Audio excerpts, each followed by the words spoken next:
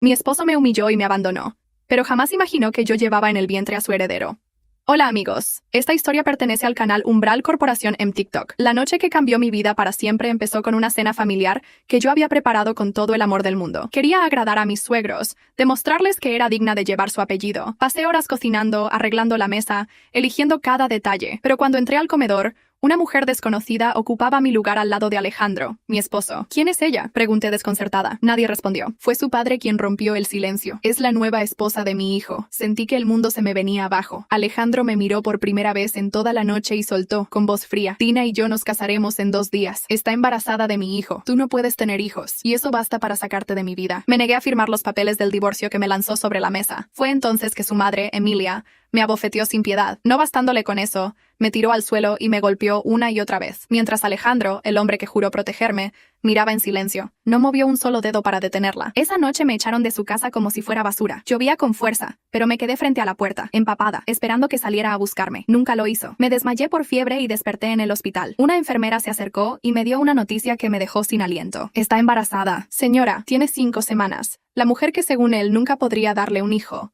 ahora llevaba en su vientre a su primogénito. 6 años pasaron desde aquel infierno. 6 años en los que reconstruí mi vida sola. Me convertí en una reconocida chef y crié a mi hijo, Mateo, sin ayuda, con esfuerzo, con amor. Nunca imaginé volver a ver a Alejandro, hasta que el destino nos encerró en el mismo ascensor. Cuando escuché su voz, sentí que la sangre se me helaba. Isadora, negué con firmeza. Se equivoca de persona, dije, intentando disimular mi miedo. Presioné frenéticamente el botón del ascensor, rogando que se cerraran las puertas antes de que me alcanzara, pero no lo logró. La puerta se abrió, y ahí estaba él. Estás viva, susurró con los ojos desorbitados. Retrocedí hasta pegarme a la pared. Él se acercó, temblando. ¿Cómo estás viva? ¿Por qué fingiste tu muerte? No soy quien tú crees, insistí, pero él no me creyó. Se acercó aún más y me rasgó parte del vestido buscando la marca de nacimiento que solo él conocía. Cuando la encontró, dio un paso atrás, atónito. No puede ser. Me quedé en silencio. Mi mente giraba a 1000 por hora. ¿Quién le había dicho que yo estaba muerta? ¿A quién había visto? ¿Qué historia le contaron? No importaba. En ese momento me llevó a su habitación. No me tocó. No me dijo nada durante largos minutos. Solo se sentó frente a mí, mirándome como si no pudiera creer que estaba allí. ¿Cómo has estado?, preguntó por fin, con una voz tan suave que me dolió. No respondí. Me dolía hasta respirar en su presencia. ¿Quieres irte?, dijo entonces. Asentí. Llamó a su guardaespaldas, Esteban, y le pidió que me escoltara. Cuando Esteban me vio, sus ojos se llenaron de lágrimas. Todos pensamos que había muerto. Incluso hicimos un memorial para ti, murmuró. Esa noche, cuando regresé a mi habitación del hotel, Mateo estaba haciendo la tarea. Lo observé en silencio. Era una copia exacta de su padre. Los ojos, la expresión, hasta la forma de sentarse. Sentí un nudo en la garganta. ¿Pasó algo, mamá?, preguntó con su típica intuición. Te ves rara. Vi a alguien del pasado. Fue lo único que pude decir. Lo que no sabía era que Alejandro ya había iniciado una investigación sobre mí. Esteban le confirmó lo que quería saber. Ella está aquí como chef invitada, señor. Y no vino sola. La acompaña un niño. Yo no estaba preparada para lo que venía. Había tardado años en reconstruirme, en aprender a respirar sin rencor. Y ahora,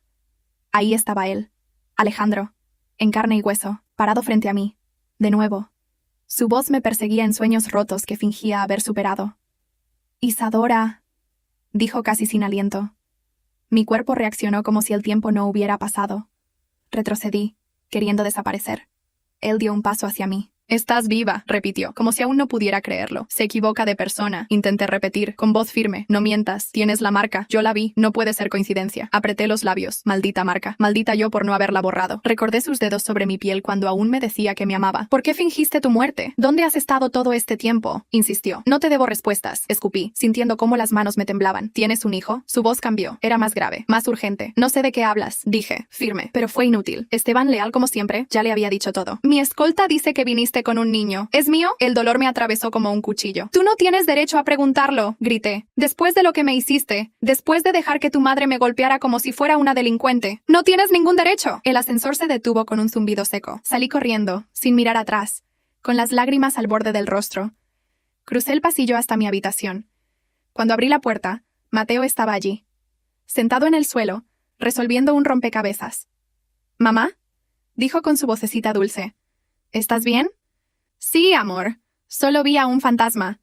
Me agaché y lo abracé, respirando su cabello. Su olor a jabón y crayones me recordó por qué había sobrevivido. Mateo era mi motor, mi escudo, mi luz en medio de una oscuridad que casi me tragó entera. ¿Estás segura de que estás bien, mami?, insistió con sus grandes ojos, tan parecidos a los de Alejandro, pero sin esa frialdad. Sí, cariño. Solo vi a alguien que pensé que nunca volvería a ver, pero por dentro Sabía que nada había pasado aún, que esto apenas comenzaba. Esa noche no dormí. Cada ruido en el hotel me hacía abrir los ojos. Cada sombra parecía tener su voz, su rostro, su rabia disfrazada de amor. Recordé sus manos, las mismas que un día me alzaron del suelo. Pero también me dejaron caer. A las 3 de la madrugada tomé una decisión. Tenía que irme. Terminaría mi participación en el evento gastronómico y luego desaparecería otra vez. Lo había hecho por 6 años. Podía hacerlo 6 más si era necesario. Al amanecer, mientras Mateo aún dormía, me senté frente al espejo. Mi reflejo me mostró una mujer que ya no reconocía por completo. Más fuerte, sí, pero también más rota. La cicatriz en mi ceja, regalo de aquella noche en que su madre me arrojó contra la mesa, aún estaba allí, pequeña, pero imborrable. Mateo no podía estar cerca de Alejandro. No podía saber la verdad. Aquel hombre lo había abandonado antes de saber siquiera que existía. A la mañana siguiente, encontré una carta bajo la puerta. Era del abogado del abuelo de Alejandro, el patriarca de los Mendoza. La leí temblando. El testamento había sido reactivado. Mateo, al ser reconocido como nieto legal de Alejandro, se convertía automáticamente en heredero del imperio familiar. Pero había una cláusula más, una que nunca se había revelado. El niño deberá vivir al menos un año bajo la tutela de la familia Mendoza para acceder al legado. Sentí que el alma se me escapaba del cuerpo. Alejandro apareció minutos después. Ya lo había leído. No podemos permitir esto, dijo apretando los dientes. Es una trampa. Mi madre lo sabía. Por eso lo quería con ella. No era por amor, era por poder. ¿Y ahora qué hacemos? Pregunté. Apelaremos. Iremos a la corte. Pero debes saber algo, Isadora. Si no podemos revertirlo, legalmente podrían pedir la custodia compartida. Y si logran probar que ocultaste al niño con intención maliciosa, podrían quitártelo. Me puse de pie, helada. No, no lo permitiré. Nunca. Necesito que confíes en mí esta vez. Que no huyas. Que luchemos juntos. Y si perdemos, entonces lo perderemos juntos. Pero no sin pelear. Por primera vez, no lo oí hablar desde el ego. Lo escuché desde el miedo. Ese miedo que yo conocía tan bien. El de perder al único ser que te sostiene. Esa noche tomé una decisión. No iba a huir. No esta vez. Ya no era la misma mujer humillada y rota. Ahora era madre. Y una madre no se rinde jamás. El día de la audiencia llegó antes de lo esperado. Los pasillos del juzgado olían a ansiedad, a café frío, a verdades que estaban a punto de explotar. Me senté con las manos entrelazadas. Alejandro estaba a pocos metros, vestido de traje oscuro, mirando al suelo. No habíamos hablado desde que decidimos pelear juntos. Emilia entró con su abogada, una mujer de ojos afilados y sonrisa falsa. Dina no apareció. Se decía que había huido del país, pero yo sabía que Emilia la había silenciado con dinero. El juez tomó asiento. La sala se congeló. Comenzaron los alegatos. Emilia argumentaba que Mateo debía vivir con los Mendoza para tener una vida mejor, que yo lo había ocultado por odio, que no estaba capacitada para criarlo. Quise gritarle que el único lugar seguro para mi hijo eran mis brazos, pero me contuve. Mi abogado presentó pruebas sólidas, informes médicos, psicológicos, registros escolares, fotografías. Alejandro declaró que pensó que yo había muerto, que lo primero que hizo al encontrarme fue reconocer a su hijo legalmente, y que no buscaba quitarme la custodia, sino proteger a Mateo del control de su madre. Todo parecía inclinarse a nuestro favor, hasta que el juez dijo: quiero hablar con el menor en privado. Necesito entender su entorno emocional. Mi corazón dio un vuelco. Mateo iba a hablar ante el juez. Alejandro me miró. ¿Estás segura de que puede hacerlo? Asentí con un nudo en la garganta. Mateo era sabio, mucho más de lo que su edad indicaba. Minutos después, lo hicieron entrar. Vestía una camisa blanca, un poco grande para él. Caminó nervioso, pero cuando me vio, sonrió. Esa sonrisa me recordó por qué estaba allí. El juez lo saludó con amabilidad. ¿Cómo te llamas? Mateo. ¿Sabes por qué estás aquí? Mateo asintió. Porque hay personas que quieren decidir dónde debo vivir. ¿Y tú? ¿Dónde quieres vivir? Con mi mamá. ¿Por qué? Mateo bajó la mirada un momento. Luego levantó la vista con una seguridad que me rompió. Porque ella nunca me gritó. Porque me lee cuentos aunque esté cansada. Porque me hace sopa cuando me duele la barriga. Porque cuando lloro no me dice que soy débil. Me dice que soy valiente por llorar. Un silencio se apoderó de la sala. El juez sonrió. Gracias, Mateo. Lo despidieron con un dulce y lo enviaron con Esteban, que se había ofrecido a cuidarlo durante el proceso. Yo ya no tenía lágrimas, solo temblaba. Entonces, sucedió lo impensable. Emilia se puso de pie. Tengo algo que decir, declaró. Este no es el momento, dijo el juez. Lo sé, pero si no lo digo ahora, me lo llevaré a la tumba. Alejandro frunció el ceño. Madre, no... Pero ya era tarde. Hace años, cuando Isadora quedó embarazada, lo supe. Pagué a un médico para que falsificara los resultados. Hice que le dijeran que era estéril. Convencí a Alejandro de que Dina estaba embarazada cuando no lo estaba. Organicé todo porque no quería que el linaje Mendoza se mezclara con alguien como ella. Un silencio mortal se instaló. También ordené que la golpearan esa noche. No me arrepiento de lo que hice, pero sí de lo que causé. El juez la interrumpió. ¿Está confesando manipulación médica, falsificación de documentos y agresión? Sí. El caos se desató. Los abogados se miraban incrédulos. Alejandro se cubrió el rostro con las manos. Yo no dije nada, ya no hacía falta. El juez suspendió la audiencia por 10 minutos. Cuando volvimos, leyó el veredicto. La custodia total del menor, Mateo Mendoza, será otorgada a su madre biológica, Isadora Ruiz, por demostrar ser el entorno más estable, seguro y genuinamente amoroso para el niño. Además, se abrirá una investigación formal contra Emilia Mendoza por fraude, agresión y manipulación médica. Sentí las piernas fallarme. Alejandro me sostuvo del brazo, no para dominarme, sino para que no me derrumbara. Emilia fue escoltada por 2 oficiales. Alejandro no la miró. Solo me miró a mí. Y en su mirada entendí. Por fin, el ciclo se había roto. Me vestí con mi uniforme de cocina, recogí el cabello y desperté a Mateo con una sonrisa fingida. Hoy será un gran día, amor. ¿Puedo ayudarte en la cocina? Hoy no, cielo, pero esta noche lo celebraremos. Yo cocinaré algo especial y tú me esperas con tu película favorita. ¿Trato? Trato. Respondió abrazándome con tanta fuerza que sentí que mi alma se quebraba. Lo dejé con la niñera que el hotel asignó a los participantes y me dirigí al salón de eventos. Cada paso era una batalla interna entre huir y resistir. Era mi oportunidad soñada. Chefs de renombre, críticos, empresarios, prensa. Y allí estaba yo, una de las invitadas principales. Fui directo a la cocina. Mis manos sabían lo que hacían. El plato estrella era uno que había perfeccionado con lágrimas. Cordero glaseado con puré de remolacha y reducción de vino tinto. Mientras lo preparaba, sentí una mirada clavada en mi espalda. No necesitaba girarme. Sabía que era él. No puedes estar aquí, dije sin voltearme. Solo quiero saber si es mío, respondió con esa voz ronca que ahora dolía más de lo que acariciaba. Me giré lentamente. Tenía un cuchillo en la mano, no como amenaza, sino como escudo. Tarde o temprano lo sabrás, pero no será hoy, ni aquí, ni así. ¿Por qué me lo ocultaste? Reí, amarga. ¿En serio me preguntas eso? Después de todo lo que me hiciste, después de echarme a la calle, de decirme que era estéril para justificar tu traición. No lo sabías porque nunca te interesó saberlo. Las lágrimas quemaban mis ojos, pero no las dejé caer. ¿Sabes lo que es criar a un hijo sola? Sin dinero, sin familia, sin apoyo. ¿Sabes lo que es tener miedo cada noche de no poder comprarle leche al día siguiente? Mientras tú celebrabas bodas con la mujer que ocupó mi lugar, no te lo robó, susurró. ¿Ah, no? Entonces, ¿cómo se llama lo que hizo?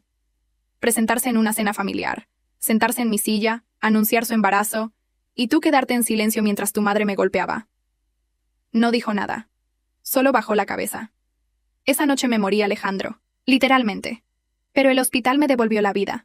Y con ella, la noticia de que no estaba sola.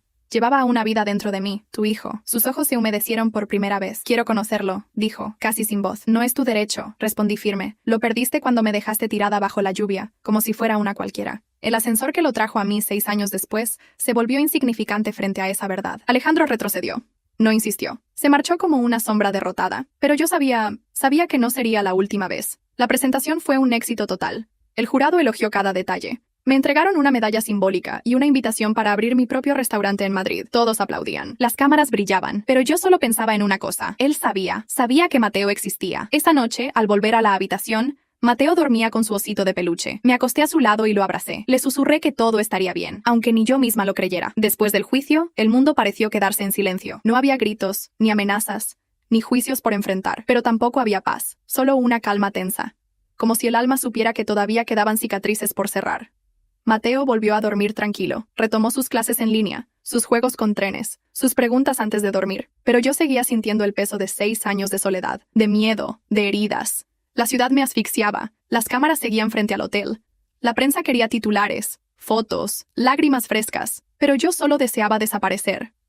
Una mañana, mientras preparaba panqueques para Mateo, Alejandro llegó sin avisar. Vestía ropa sencilla, más hombre que empresario. En sus manos llevaba una caja. Es para él, dijo, entregándosela a Mateo. Mi hijo lo miró con esa mezcla de curiosidad y cautela que solo los niños entienden. Abrió la caja y encontró un tren de colección, de esos que le encantaban. Sonrió. Por primera vez, Alejandro se volvió hacia mí. ¿Podemos hablar? Salimos al porche. Dejó la puerta entreabierta. No vengo a pelear, empezó. He decidido renunciar a la herencia, a todo. Lo miré sin entender. ¿De qué hablas? De todo lo que me ató durante años. Las empresas, las propiedades, el apellido. Ya no quiero nada de eso. Lo único real que tuve en mi vida, lo perdí. A ti. A Mateo. ¿Y qué vas a hacer? Empezar de nuevo. Tal vez abrir un restaurante. Aprender a cocinar. No lo sé. Solo sé que no quiero seguir fingiendo. Me quedé en silencio. Aún no sabía si podía creerle. ¿Y qué esperas de mí? Nada, no espero nada. Solo quería decírtelo, porque por primera vez no quiero controlar nada, solo vivir en paz. Pasaron 2 semanas. Mateo y yo nos mudamos a una casa pequeña a las afueras, con jardín, árboles frutales y ventanas grandes. Allí no llegaban los gritos, ni los recuerdos, solo el canto de los pájaros y el olor a tierra mojada. Un día, mientras regaba las plantas, Alejandro llegó, solo, sin guardaespaldas. En la mano traía una carpeta. Vengo a darte esto. Era la escritura de un restaurante abandonado. Es tuyo, dijo. Lo cerraron hace un año, pero tiene buena cocina, mucho espacio, historia. Quiero que sea tuyo. No necesito tu dinero. No es dinero, es un lugar, un nuevo comienzo. Para ti, para Mateo. Tomé la carpeta, no por él, por mí. Porque por primera vez, algo en su mirada no buscaba reparar el pasado, sino sembrar futuro. Empecé a visitar el lugar. Paredes de ladrillo, cocina amplia, un patio lleno de luz. Lo llamé Raíces, porque allí echaríamos las nuestras. Una tarde de domingo lo inauguramos en secreto, sin prensa, sin luces, solo con vecinos, amigos, risas de niños, y él, sentado en una esquina, viendo a Mateo comer pasta. La habían cocinado juntos. Observé la escena desde la cocina, y por primera vez no dolió. Fue como mirar una cicatriz que ya no sangraba, que ya no ardía, que solo estaba ahí para recordarme todo lo que había sobrevivido. Esa noche, mientras cerraba el restaurante, Alejandro se acercó. Gracias por dejarme estar aquí. Solo fue una cena. Fue más que eso, susurró. Hizo una pausa. No voy a presionarte, pero si algún día decides que podemos ser algo más que padres compartiendo la crianza, yo estaré aquí. Lo miré en silencio. Por primera vez, no sentí odio. Solo entendí que a veces el perdón no se dice, se construye, con actos, con silencio, con tiempo. No le respondí. Solo le deseé buenas noches, y al cerrar la puerta, sonreí, porque el dolor ya no dictaba mis pasos, porque ahora caminaba por elección, no por huida, porque era libre, finalmente libre. Los días comenzaron a encontrar su propio ritmo. Cada noche, Raíces se llenaba de aromas, de risas, de manos agradecidas. Mi cocina ya no era refugio del dolor, sino altar de sanación. Aunque el pasado aún susurraba desde algunas esquinas, ya no tenía fuerza para derribarme. Mateo crecía como crecen los hijos del amor verdadero. Curioso, fuerte, libre. Cada mañana despertaba con una nueva pregunta. Cada noche se dormía sabiendo que estaba a salvo. Alejandro cumplió su palabra. No invadió. No exigió. No intentó forzar nada. Venía los martes y los sábados. Ayudaba en la cocina. Compartía con Mateo. Al principio sus encuentros eran torpes. Mateo lo observaba con una mezcla de respeto y cautela. Pero con el tiempo, comenzaron a construir su propio lenguaje. Códigos, chistes, miradas silenciosas. Alejandro le enseñó a andar en bicicleta, a lanzar una pelota, a perder sin llorar y a ganar sin humillar. Yo lo observaba desde la ventana con gratitud y con miedo. El miedo de volver a confiar, de volver a sentir. Hasta que un día todo cambió. Fue una jornada agotadora. El restaurante estaba lleno. Uno de los hornos falló. Un proveedor se retrasó. Y Mateo llegó del colegio con fiebre. Cerré antes de tiempo. Alejandro se ofreció a quedarse. Me negué al principio, pero insistió con una mirada firme. No pedía permiso. Ofrecía ayuda. Mientras yo preparaba una infusión de jengibre y miel, él salió de la habitación de Mateo con una toalla húmeda en las manos. Ya está dormido, dijo en voz baja. Gracias, susurré. Nos sentamos en el sillón, en silencio. Por primera vez, ese silencio no era incómodo. Era cálido. Humano. No quiero arruinar esto, dijo él, rompiendo la quietud. No lo estás haciendo. Cometí errores imperdonables, lo sé, y no espero que me ames otra vez, pero estoy dispuesto a amarte, aunque no me devuelvas nada. Mis ojos se llenaron de lágrimas. ¿Y si ya no puedo amar como antes? Entonces amaré tu cautela, respondió. No quiero ser el hombre que te rompió, quiero ser el que te ayude a reconstruir lo que tú ya comenzaste sola. Porque antes era un cobarde, porque me creí las mentiras que me hicieron sentir poderoso, cuando en realidad me estaban vaciando, porque necesitaba perderlo todo para entender que tú eras mi todo. Lloré, pero esta vez no por dolor, sino por ternura, por alivio, por el cansancio de tantos años arrastrando heridas sin tregua. Alejandro no se movió, no intentó tocarme. Solo se quedó allí, a mi lado, y eso bastó. Las semanas siguientes, comenzamos a caminar más cerca, sin promesas, sin besos, solo gestos. Él traía flores sin motivo. Yo le preparaba café como le gustaba. Compartíamos recetas, secretos, silencios. Mateo lo llamaba papá, sin que nadie se lo pidiera, y eso valía más que cualquier palabra. Una tarde, mientras Mateo jugaba en el jardín, Alejandro se acercó con un sobre. ¿Qué es esto? Los papeles de la casa, respondió. La compré a tu nombre. Es tuya. Para siempre. Me paralicé.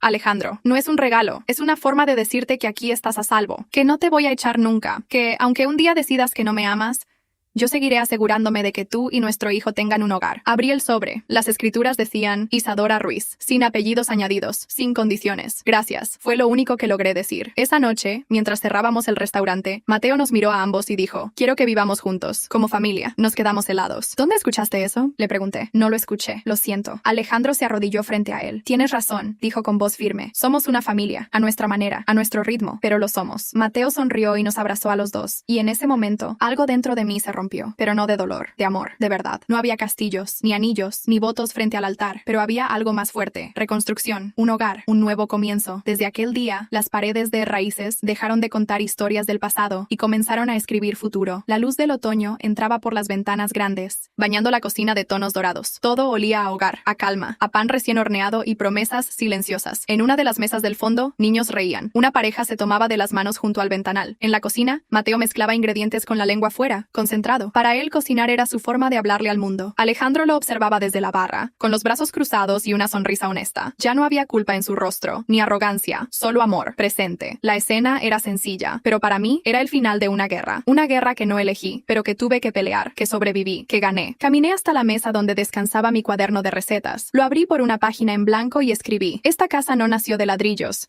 sino del silencio que rompí, del hijo que decidí amar, del dolor que me negué a aceptar como final. Esta casa es mía, porque la construí con lágrimas, con fuego y con verdad. Cerré el cuaderno, respiré profundo y tomé una decisión. Esa noche, cuando Mateo se durmió, salimos al porche. El aire olía a lavanda y pan dulce. Alejandro se sentó a mi lado. No habló. Ya no lo necesitábamos. Me giré hacia él. Tengo algo que decirte. Se irguió un poco. Esperaba un adiós, pero no fue eso. Quiero que vuelvas a casa. Su respiración se rompió por un instante. ¿Estás segura? No prometo amor eterno, ni olvido, pero ya no tengo miedo, y no quiero construir este futuro sin ti. Me tomó la mano como si fuera cristal, como si temiera romper todo con solo un movimiento brusco.